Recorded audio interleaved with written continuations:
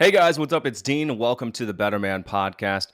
Today's episode is a solo episode, and I'm going to talk about my experience with weightlifting versus no weightlifting. So, roughly, this is going to go through a few different phases of my life. We're going to talk about when I was a high school and college athlete. So, prior to 2012, age 14 through 22, when I was only doing weightlifting and sports specific training as a collegiate lacrosse athlete. And then we're going to talk about when I found yoga, and I only did yoga for a few years. That was from roughly 2012 through 2016. And then we have some weightlifting and yoga phase, which was from roughly 2017 to 2020. And then 2021 to present, when I am seriously weight training and also doing yoga. So I think there's a lot of things to learn from these different phases. I'm going to tell you about my personal experience with those and then try to do it in a way that's helpful to you so you can understand how much yoga is good and how much weightlifting is good. Is there an optimal blend of them?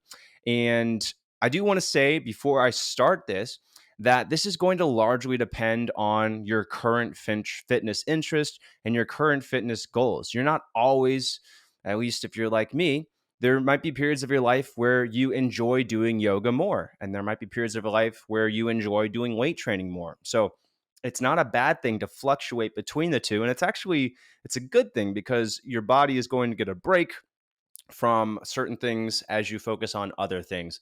And it's going to be better for your overall fitness, improving over time if you do change up the balance of how you do these things. So if you go through a period where you're doing more weight training, and then you go through a period where you're doing less weight training and more yoga, then that's great. That's going to help you make sure that you're continuing to be consistent with your workouts because you're interested in what you're doing, because you're passionate about what you're doing, instead of forcing yourself to do something that just not the right phase of you. It's just not in the right phase of your life at that time. All right, let's get into this because I know that hopefully you're interested in this topic and you're going to get a lot out of this. So let me take you back to a time before soreness existed, before chronic injuries existed, before a lack of mobility had any meaning whatsoever on your overall movement and your overall health. And that is as a teenager. So you can pretty much do anything you want as a teenager and get away with it. As long as you do not break a bone in the process, you can recover and you can just get right back to what you're doing. It doesn't matter if you have a workout and you tweak your back or you tweak your shoulder, because 3 days later, it's going to be fine again. So when you are younger, you can get away with a lack of mobility. You can get away with a lack of core strength. You can get away with a lack of hip and ankle mobility because your body's going to find a way to work around it. It's almost as if our bodies evolved to be able to absorb the training mistakes that we make when we're younger. The problem is when you get older, you cannot make those same training mistakes and expect your body to be pain free. So when I was younger and I was only weight training, I lifted weights very intensely. I didn't pay much attention to technique. I didn't pay much attention to muscle engagement. And I was strong, but I still had pretty significant kind of aches as a result of my workout. I wouldn't say that I had pretty significant pain after the workouts. It was just as I was going through a lot of the movements, they just didn't feel great. It was almost like I was doing the reps in order to get them done rather than really enjoying the reps. So it was definitely a means to an end. I was doing it because it was fun to be intense, to push yourself hard and to feel strong, but I didn't pay much attention to technique. I didn't make sure that I was using full range of motion. So some examples here. I did a lot of overhead press when I was in high school, but I arched my back in order to do it. So I was basically just pushing with my chest. I wasn't using any of the muscles in my upper back. When I did a deadlift, I didn't use my hamstrings or my glutes at all. I just grabbed the bar and pulled with my low back as hard as I could. And that's terrible for your back. If you know anything about deadlifting, you know that is a terrible way to do things. But when you're younger, you can get away with it. Now, when you get older and you try and do that, you're going to have lower back pain for sure. You might even hurting at a disc in the process. But when you're younger, again, you can get away with it. So, fast forward a few years, I've been doing weightlifting. I've been doing playing lacrosse at the collegiate level. I've had some injuries. I've had at this point, I had what's called recurring patellar subluxation, which basically means that I had loose tendons in my knees that cause my kneecaps to partially go in and out. This probably happened, I don't know, 2 or 3 times a year, and it would sometimes take 2 days to recover from, and sometimes it took surgery to recover from. So when I was 16, I got surgery. And that was at the time when I didn't realize that the root cause of the issue wasn't my knees. It was actually weak hips and a weak core and a lack of mobility in my hips and ankles. So I thought that surgery would fix me. I did the surgery. And a lot of why I do manful yoga now is because I've learned so much about why I didn't need that surgery. So I'm trying to put out the right information for people to help them understand that, hey, it's probably not your back or your knees that the problem. The problem is that you have a weak core. The problem is that you lack mobility. The problem is you don't do enough of this other stuff that you should be doing, this recovery work, this balance training, flexibility work, to make sure that you're supporting your joints and building strength and muscles that we tend to neglect. All right, guys, really quick here, I want to mention our featured brand of the week, and this is Sunlighten. If you've heard anything about saunas, they're really good for your health. They're good for relieving aches and pains. They're good for stress levels. They're good for your skin. These are things that I've personally noticed from using the sauna 2 to 3 times per week. I just get in it after I go for a walk or after my workout. I spend 20 to 30 minutes in it. And afterwards, my stress levels have gone down significantly. My body feels better. I've worked up a sweat. My skin looks better as a result of this too. So I'm a big fan. I've been able to really easily integrate this into my life, and it's something that I'm going to keep doing. So if you're interested in learning more, check out the link in the show notes. You can also go to manflowyoga.com/sunlighten, and you'll get up to $600 savings off your purchase of an infrared sauna unit from Sunlighten. All right, guys, hope you're enjoying the episode. Let's get back into it. I also had some rotator cuff issues because I was only training my upper body and pushing exercises. I wasn't doing enough pulling exercises. I had a severe lack of shoulder mobility, which is, so a lot of the irony of what I do now is that it's addressing a lot of those weaknesses that I had when I was younger. All right, so let's fast forward. We've gone through the weightlifting phase. We've gone through the college athlete phase. And now I've found yoga and I'm like, oh, wow, this is such a great workout. I am working on all of these things that are really challenging for me because I've only been doing weight training and sport specific training for the last 10 years. So I was finding all these different movements and it was really challenging and it was hard. And I was feeling myself getting stronger, the benefits of being more flexible, of being more mobile. And that was a really cool time for me because I still had a lot of the strength that I had from weight training, but now I was integrating this with increased mobility. So I was noticing that my body felt a lot smoother. I was just movements were easier to do. I just felt lighter somehow. I was still really strong though. And this was my last season of collegiate lacrosse. So I think the last time I weightlifted was probably this would have been 2012, January 2012. This was my last time weightlifting. And then after that, I just did yoga like 5 to 7 times per week. So this is a really cool phase for me because again, had the strength from weight training, but I had all this mobility and body control and core awareness and core strength from yoga. And so I thought, okay, I'm just going to keep doing yoga. I don't need to do strength training. I am an anomaly. The rules don't apply to me, and I will keep my muscle. Now, fast forward a year or a couple of years, and I look at myself in the mirror and I realize, whoa, you have lost a lot of muscle. You do not look the way that you used to. And I was okay with it because my goals at the time were to work more on getting better at yoga, getting more flexible, being able to do arm balances, being able to look cool on Instagram. So that was okay with me. That was my goal at the time. And I felt pretty good. I was doing a lot of yoga during this time. Like, I was also, in addition to doing it on my own, I was also teaching yoga. That was as I was kind of building Manful Yoga. I was doing a lot of in-person things. I was doing a lot of private lessons. I was doing small group lessons. I taught at some gyms, some studios, one studio. Mostly I taught at gyms. And so I was doing 3 or 4 yoga sessions a day. I was doing a lot. And that meant that I had very little muscle mass, because when you're doing yoga that much and you're not doing traditional strength training, you're not doing, body weight, you're not doing reps, basically, that means that you're not going to have a lot of muscle. So I was very toned. I think I had a decent amount of, I looked strong, but I did not have a ton of strength, and I had a lot less muscle mass than I used to. And a couple years of this went by.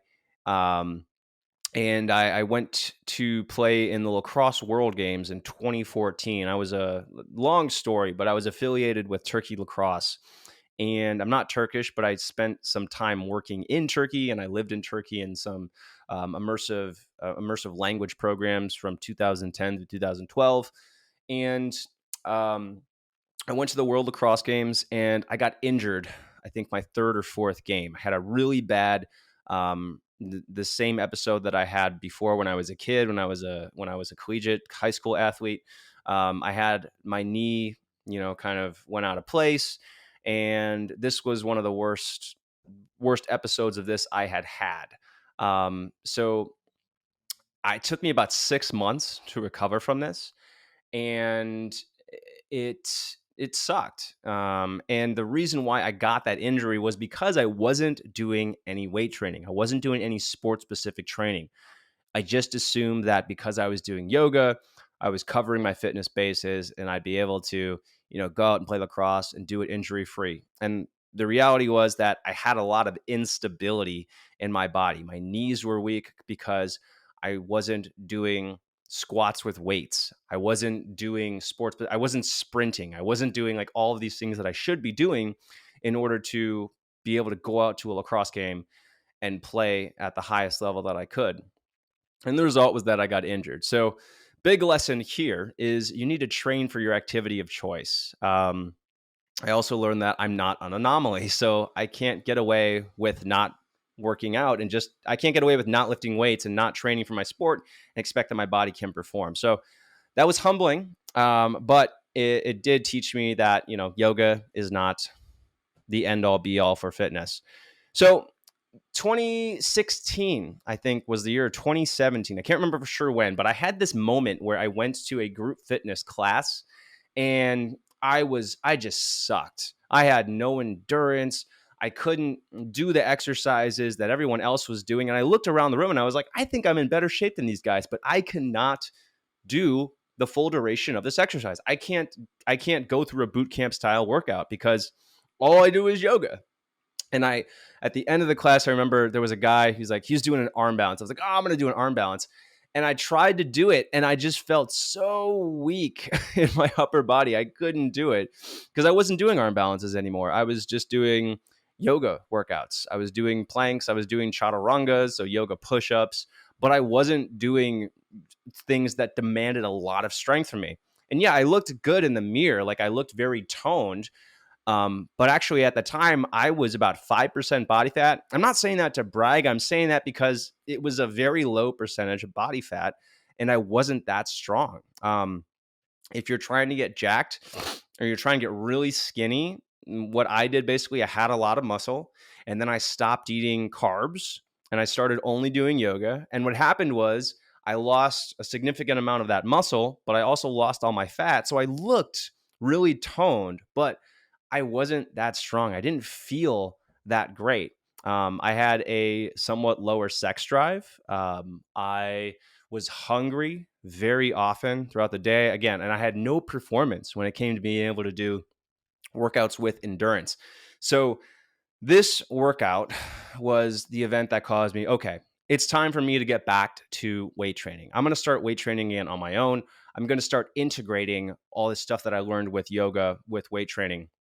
And I think the funny thing about this was that as I was doing so much yoga, a lot of the reason why I did it was because I wanted to address the imbalances and the weaknesses that caused me to have issues with strength training in the first place.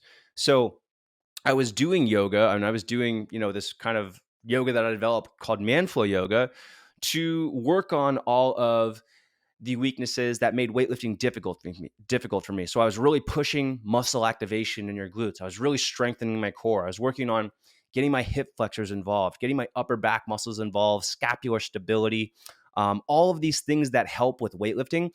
But I wasn't actually doing weightlifting. So I was like, okay, I have to put this stuff into practice. I have to start weightlifting and integrating this. And I think the thought was that I just need more time. I just need more time preparing my body, and then I'll get ready. I have this thing where I over prepare for things instead of just doing them. And I'm telling you that because you don't need to spend 2 years rehabbing your body before you start doing what you want to do. For a lot of people, at least for most people who do manful yoga, if you spend 2 months or 6 weeks, or better yet, let's say 3 months, focusing on what we do in manful yoga, building the right muscle activation, working on your functional mobility, you can get back to what you enjoy doing much sooner, right? So 3 months of just manful yoga, correct some imbalances, work on some of those weaknesses that most of us have, and then get back to what you enjoy doing. And you're going to notice a huge difference. And for me, I just took too long of a break. I took like 4 years off from weightlifting, 5 years, whatever it was, because I was like, I'm just preparing my body. I'm just preparing my body. And so 2017 or 2016, whatever year this was, I finally started lifting weights again. And muscle started coming back. I started feeling stronger. I started feeling more capable. I started feeling more confident in myself in the mirror. And that was good. So I started to build some more muscle. And then I felt like I just wasn't progressing the way that I wanted to. I needed more help. I wasn't very consistent with weightlifting. I kind of did it once or twice a week, and I was still mostly doing yoga. And I don't know, I just wasn't where I wanted to be with my body. I still felt like I wasn't me in this body. And so near the end of 2020, I was like, okay, it's time to get serious. And I found a coach to actually give me scheduled workouts to build out a program for me. If you're wondering who it is, I work with Central Athlete. My trainer's name is Jesse O'Brien. We've actually referred a lot of people from Manful Yoga over there. We had a really cool group program. I think we did this twice where we had 10 guys from Manful Yoga all go through this group kind of remote weight training resistance training program to get people started with weight training. So anyways, my trainer is Jesse O'Brien. He's been on a couple of podcast episodes. You can check those out on the Better Man podcast from season 1. And then I was actually doing weightlifting consistently 3 times per week. And I was really good about that for the first year. And then I had some on and off periods. Things just came up. I think I had um, I had a child. So that could derail it. And then I also ended up getting some pretty significant low back pain. I did a whole podcast on this, but basically compounded by a summer of traveling, getting COVID, losing a lot of muscle, not being able to, and then moving right after having COVID, and then like making my back worse with that. And so, anyways, it took a few months to recover, and I did the weightlifting that I could. But the point is that, anyways, roughly from January 2021 through present, I have been doing 3 intense weightlifting or resistance training sessions per week, and then also doing yoga around that. So as far as the yoga that I do kind of with my weight training now, I found that for me, the best way to do this is to do 2 to 3 medium to longer yoga sessions per week. And then I do short to medium yoga sessions probably 3 to 5 times per week. And then I'll also do and I'll do those in the morning or kind of to break up the day. And then I'll also do some evening stretching. So when I'm just like in front of the TV or by the couch at the end of the day, Then I'll do some stretching in front of the TV or some foam rolling, whatever my body kind of needs that day. Um, if I sat a lot that day, or if I had a workout the previous day, or even that day, and I'm trying to be proactive and make sure that I don't get sore, then those are so that's how I'm doing yoga with weight training. And with those 2 or 3 medium to longer sessions, those are when I'm pushing my yoga workouts. Um, that's when I'm doing challenging yoga workouts. And those will typically take 40 to 60 minutes. So, and those are all just kind of self directed. But I tell you all these things because there is a a balance. There is just kind of an art to finding a balance between the amount of yoga and the amount of weight training that you do. If all you do is yoga, you're going to feel good initially, but eventually the lack of strength training is going to leave you feeling weak. You're just not going to feel at your best. Um, the thing about only weight training is you don't have mobility, and your body's just going to be in pain all the time from your strength training workouts. So you need to do yoga to help with your strength training, and you need to do strength training because if you don't, you're going to feel weak. So finding the balance of these two things, the easiest way to do that is to just do 3 days of weight training and then 3 days of yoga on other days. For me, it's a little more complicated because, this is what I do. So it's easier for me to make things more complicated. But I typically like to do yoga in the mornings, just a quick few poses, not like a super intense 30-minute session, but maybe just 10 to 20 minutes. And then when I do my main yoga workout, I do those on non-weightlifting days. So I'll do those in the afternoons typically, and those will be anywhere from 30 to 60 minutes. It just depends on what my body's feeling that day. I'll also combine that with foam rolling, with mobility work as needed, maybe even some resistance bands, things like that to target some specific muscles that need some extra love. And then those 3 weightlifting sessions per week, those are pretty non-negotiable for me. But again, if I'm not doing yoga, if I'm not doing mobility work, then the weightlifting sessions start to hurt. And that's when I realize, okay, like I'm slacking off my yoga. I need to do that.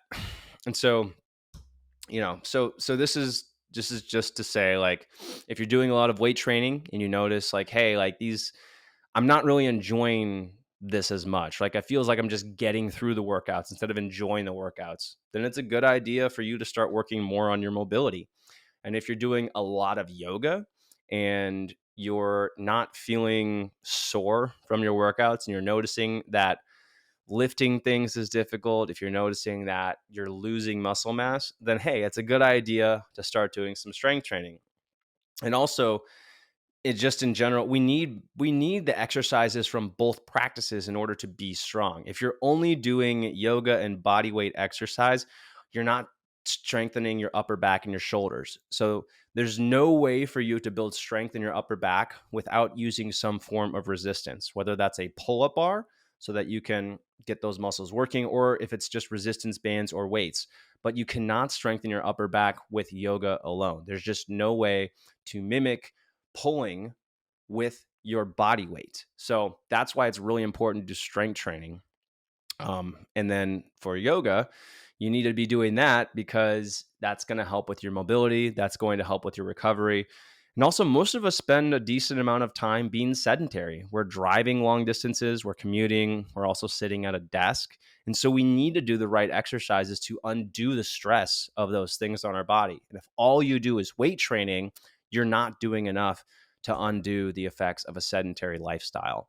So, that's what I have to say about weightlifting and yoga. Again, you're going to go through phases where you're more interested in weightlifting. You're going to go through phases where you're more interested in yoga. And that's fine. I would lead with whatever you are most excited about when it comes to your fitness, because you want to be excited about it. You don't want to dread your workouts. So, if you're going through something and another program comes up and you're like, hey, this makes me really excited, I'm going to do this, then that's great. I think you should do that. I do think there should be like a fair level of consistency for a duration of time. So I would stick with things for at least 4 weeks. if you switch your workout every day, it might be fun, but I think you're going to be frustrated with not seeing progress in things if you're just doing a bunch of random workouts. So it's helpful to have a plan for 4 weeks at a time at a minimum, and then you can change things up. But I do think that it's totally fine if you go through periods where you want to do more yoga or periods where you want to do more weight training. I do think you need to do both in order to keep your body feeling strong. Yoga is something that you can do every day. Weightlifting, you really don't need to do more than 2 or 3 times per week. There are people who do 5 or 6 times per week, but you don't need to do that unless you're training for something, or you're trying to be a bodybuilder, or you really enjoy it. If you enjoy it, then great, do it. But for most people, you don't need to do any more than 2 to 3 times per week.